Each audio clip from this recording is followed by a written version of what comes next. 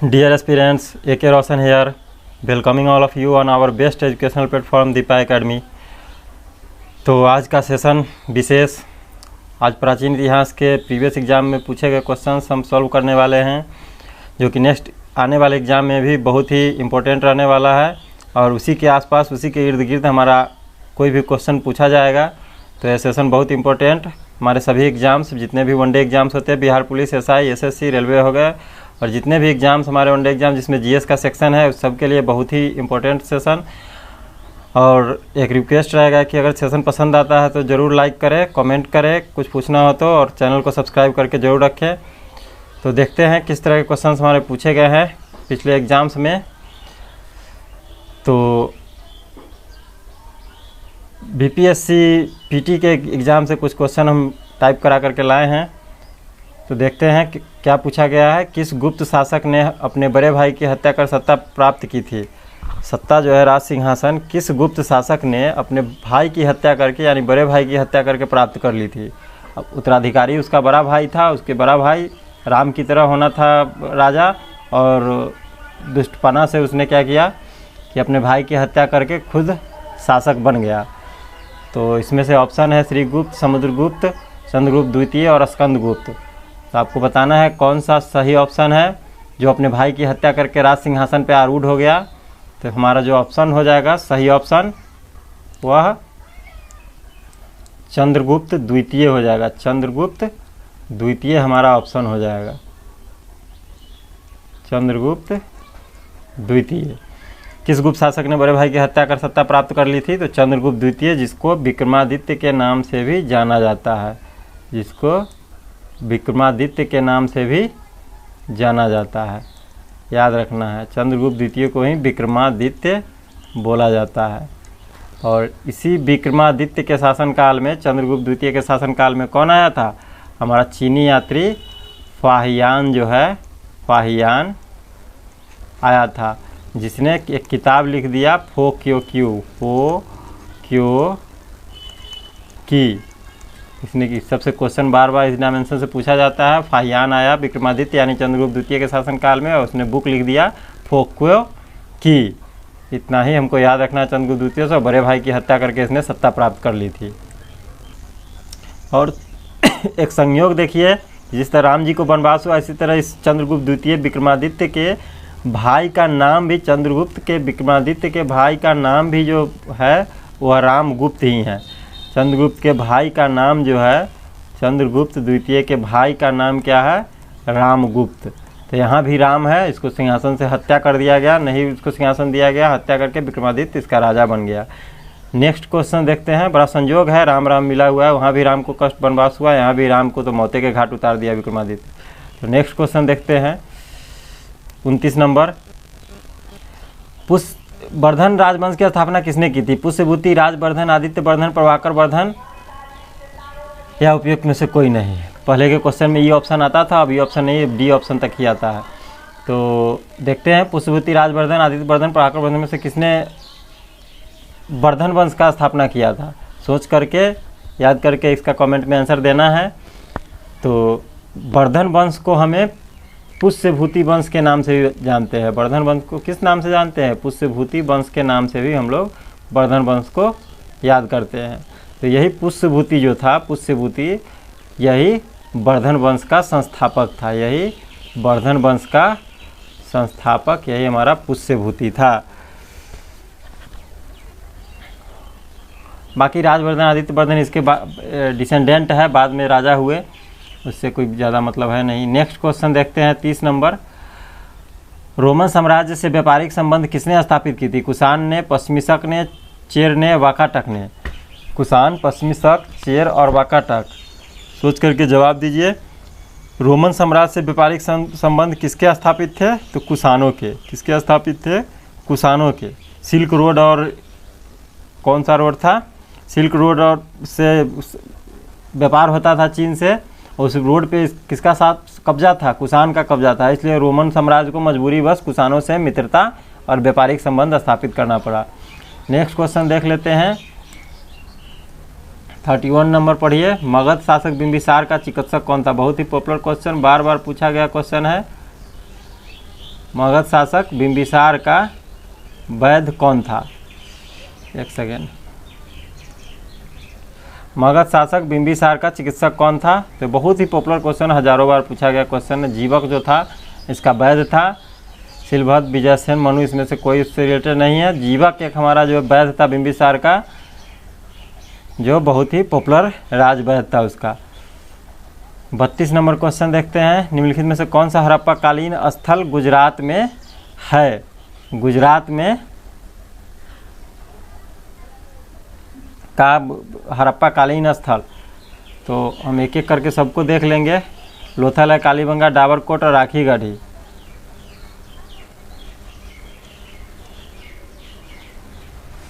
तो लोथल देख लेते हैं, कालीबंगा, डाबरकोट और राखी गढ़ी। लोथल को याद रखना है लोक भोग से, तो लोथल हमारा गुजरात में हो जाएगा। फर्स्ट ऑप्शन ही हमारा गुजरात हो जाएगा। लोथल हमारा है कहाँ पे? गुजरात में। लोथल कहाँ पे है? गुजरात में। और कहाँ पे है? भोगवा नदी के किनारे। भोगवा नदी के किनारे, भोगवा नदी के किनारे यह है। तो लोक भोग से याद रखना, लो से लोथल, ग से गुजरात और भोग से भोगवा नदी। कालीबंगा, कालीबंगा कैसे याद रखना है?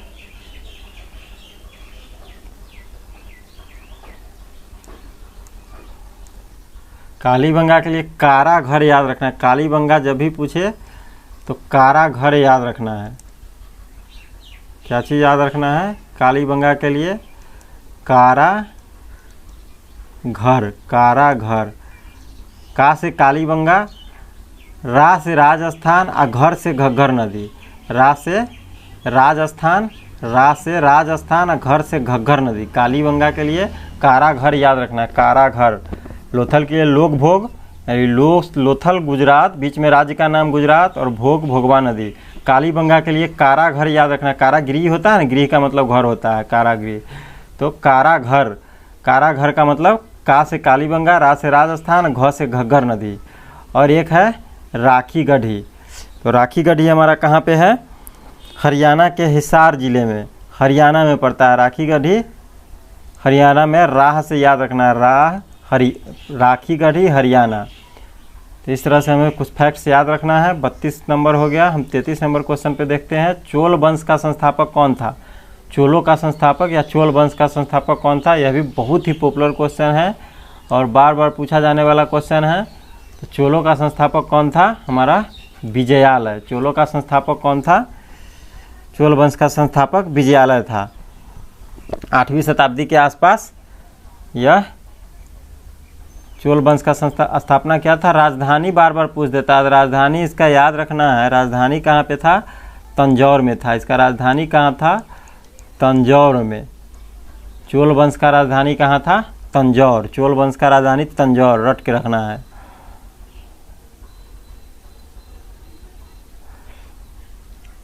उसके बाद 34 नंबर क्वेश्चन देख लेते हैं। नेक्स्ट क्वेश्चन,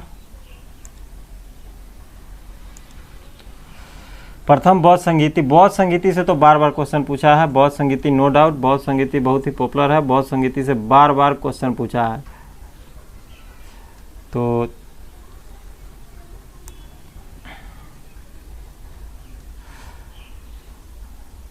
प्रथम बौद्ध संगीति के अध्यक्ष कौन थे?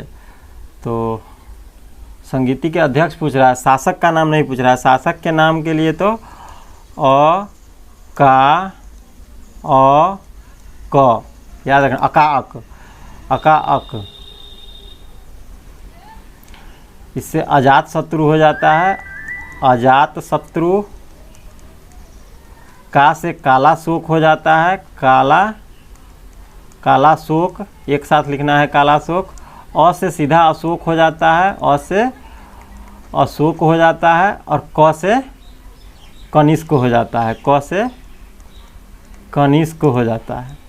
अका अक याद रखेंगे तो शासक का नाम हमें याद रहेगा। शासक का नाम कैसे याद रखेगा? अका अक से। अ से अजात शत्रु, का से काला शोक, अ से अशोक, क से कनिष्क। लेकिन बौद्ध संगीति का अध्यक्ष पूछा है, शासक नहीं पूछा है। यह शासक है। यह क्या है? शासक कौन था उस समय? शासकों का नाम है। लेकिन हमें संगीत बहुत संगीति का अध्यक्ष पूछा है। तो अध्यक्ष के लिए मौसा मो बसु हमें याद रखना है। मौसा मो बसु, बसु लास्ट है, बसु मित्र, बसु से बसु मित्र लास्ट हो जाता है, बसु मित्र। लेकिन मौसमो, मौसमो, मौसमो, मौसम होता है ना, उसी से याद रखना है मौसमो या अध्यक्ष के लिए। तो मौ से महाकश्यप हो जाएगा, मौ से महाकश्यप, स से सवा कामी हो जाएगा, स से क्या हो जाएगा हमारा सवा कामी, स से सवा कामी हो जाएगा। और मो से हमारा हो जाएगा मोगली पुत्र, मोगली पुत्र तिस, मोगली पुत्तिस बोला जाता है इसको, मोगली पुत्तिस मो से। तो मौसमो, मौसमो बसु, मौसमो बसु याद रखना है अध्यक्ष के लिए। और नेक्स्ट क्वेश्चन देखते हैं 35 नंबर हमारा कौन सा क्वेश्चन है। किरातार्जुनीयम पुस्तक किसने लिखा था। किरातार्जुनीयम पुस्तक भट्टी है, शूद्रक है, कालिदास, भारवी। टाइपिंग में ABCD ऑप्शन छूट गया है, उसके लिए सॉरी। भट्टी, शूद्रक और कालिदास, भारवी में से किरातार्जुनीयम पुस्तक के लेखक कौन थे। तो ऑप्शन आपको जवाब देना है। भारवी जो हमारा हो जाएगा, भारवी डी ऑप्शन, वह किरातार्जुनीयम, किरात और अर्जुन से रिलेटेड है। किरात अर्जुन, शिव जी किरात बने थे और अर्जुन का जो युद्ध हुआ था एक सूकर को तीर मारने के विषय में, उसी पे यह किरातार्जुनीयम पुस्तक लिखा है भारवी ने। शूद्रक का पुस्तक बार बार एग्जाम में पूछता है, शूद्रक का क्या पुस्तक। शूद्रक जो हमारा किताब लिखे है उसका नाम है मृच्छ कटिकम, मृच्छ कटिकम, मृच्छ कटिकम याद रखना है, मृच्छ कटिकम शूद्रक का किताब। और कालिदास का बहुत है, मेघदूतम है, रघुवंश दूतम है और बहुत सारा किताब है जो कालिदास के द्वारा लिखा गया है। ऋतु संहार है, कुमार संभवम है, मालविकाग्नि मित्रम है, यह सब याद रखना है कालिदास के पुस्तकों से। नेक्स्ट क्वेश्चन देखते हैं 36 नंबर। 36 गायब है क्या ना है। 66 BPSC का क्वेश्चन 36 नंबर। निम्न में से किस हड़प्पन नगर में जूते हुए खेतों के निशान मिले हैं। जूते खेत के निशान है, खेत जोताई का निशान, किसानी का निशान, खेत जोतने का निशान कहाँ से मिला है तो कालीबंगन से। कहाँ से मिला है खेत जोताई का निशान, कालीबंगन से। कालीबंगन से हमारा खेत जोताई का निशान मिला है। धौलावीरा है, मोहनजोदड़ो है, मोहनजोदड़ो पाकिस्तान में पड़ता है, मोहनजोदड़ो और चौंद्रो। सिंध नदी पाकिस्तान में पड़ता है, सिंध नदी, नदी भी बार बार पूछ लेता है, पाकिस्तान में पड़ता है, पाकिस्तान में यह हड़प्पन साइट पड़ता है।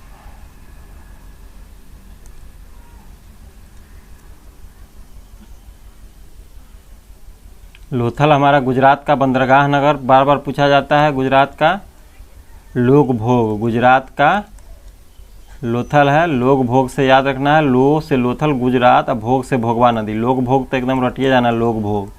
लोथल गुजरात, भोगवा नदी, भोगवा नदी के तट पर। धौलावीरा हमारा है, धौलावीरा बहुत ही इम्पोर्टेंट धौलावीरा साइट भी है।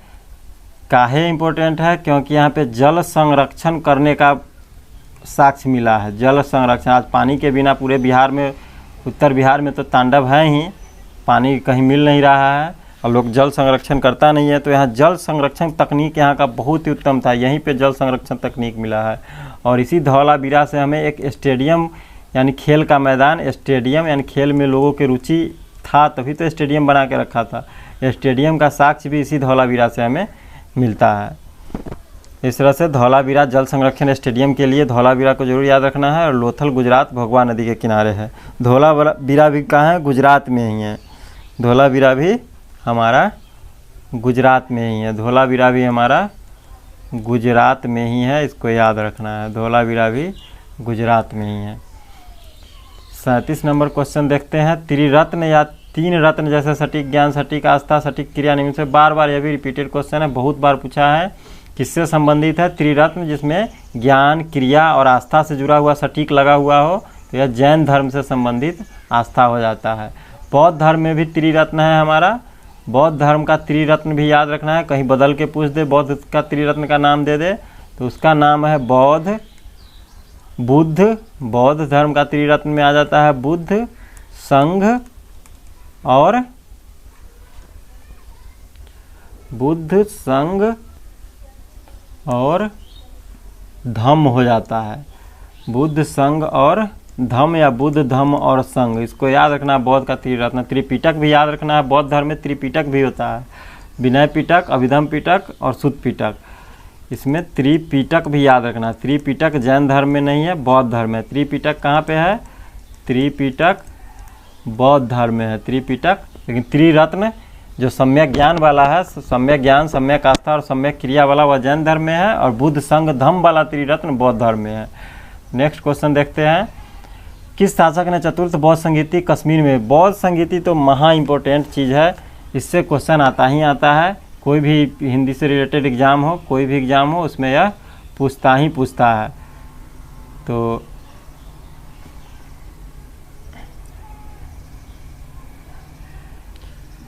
किस शासक ने चतुर्थ बौद्ध संगीति कश्मीर में आयोजित की थी? कश्मीर शासक का नाम अका अक से याद रखना है। अ का अ क, लास्ट में क है यानी कनिष्क।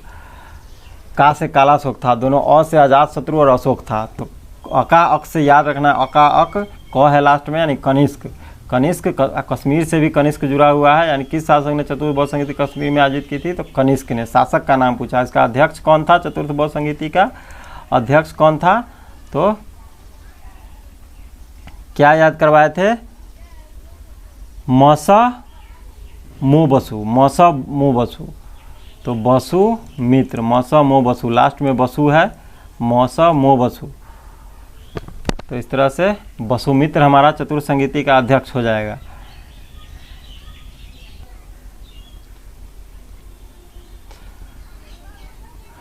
आगे देखते हैं। 37 नंबर 38 नंबर पे थे हम लोग।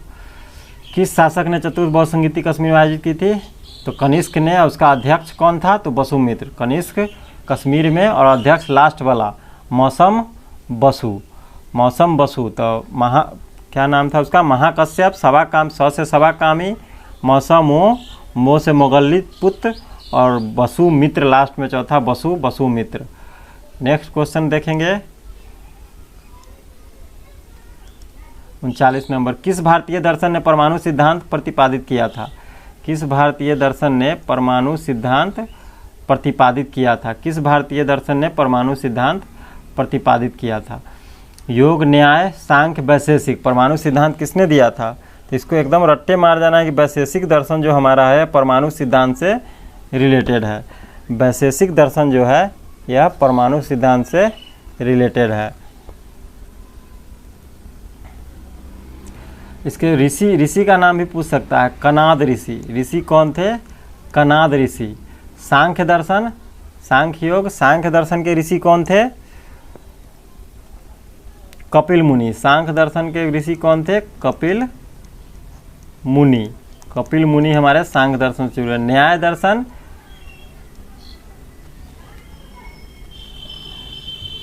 अक्षपाद गौतम। न्याय दर्शन के हमारे कौन है? अक्षपाद गौतम मुनि। अक्षपाद गौतम मुनि, या अक्षपाद गौतम है। योग दर्शन भी गौतम से ही रिलेटेड है। योग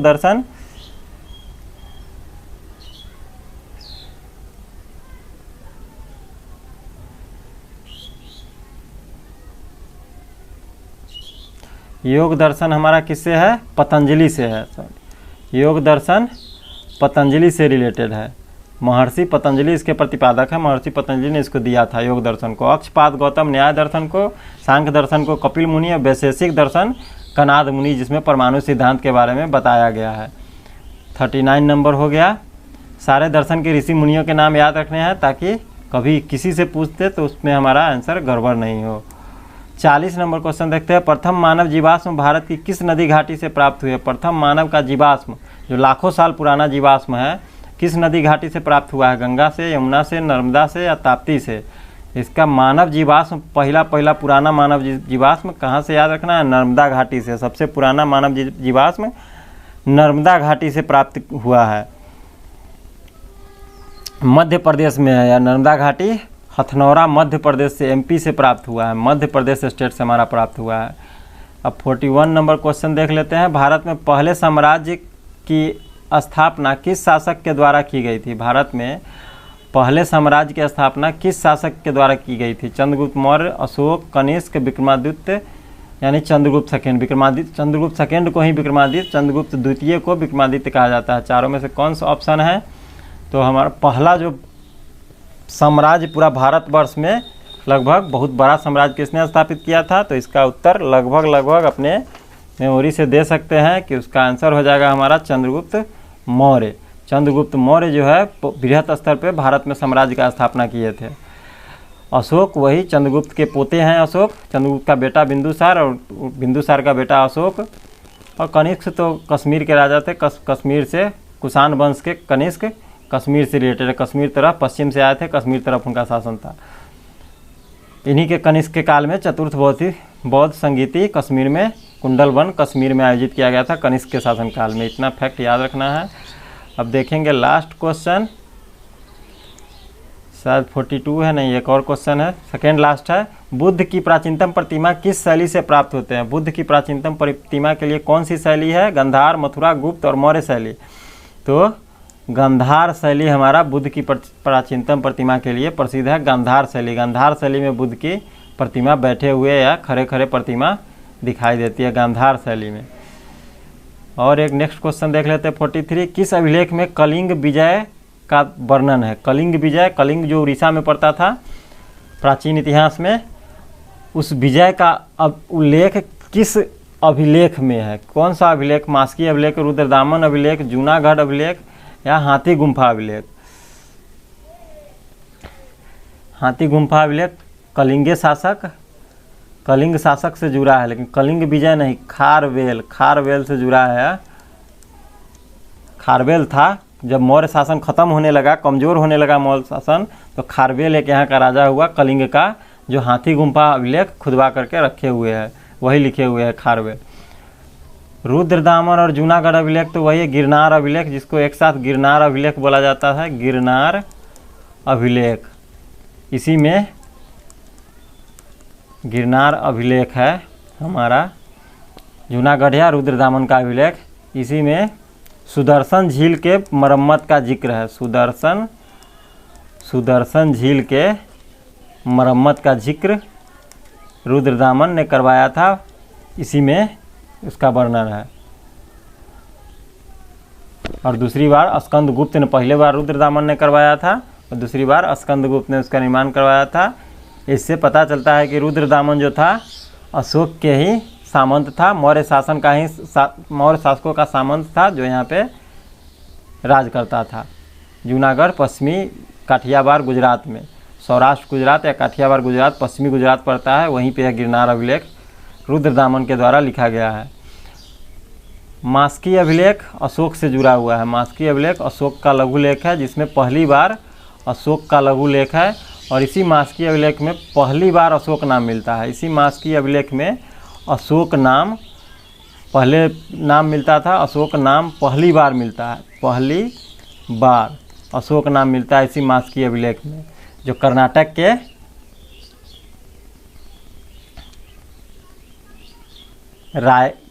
कर्नाटक के किसी जिला में है, रायगढ़ या राय पिथौरा करके कोई जिला है, वहीं पे यह मास्की अभिलेख है।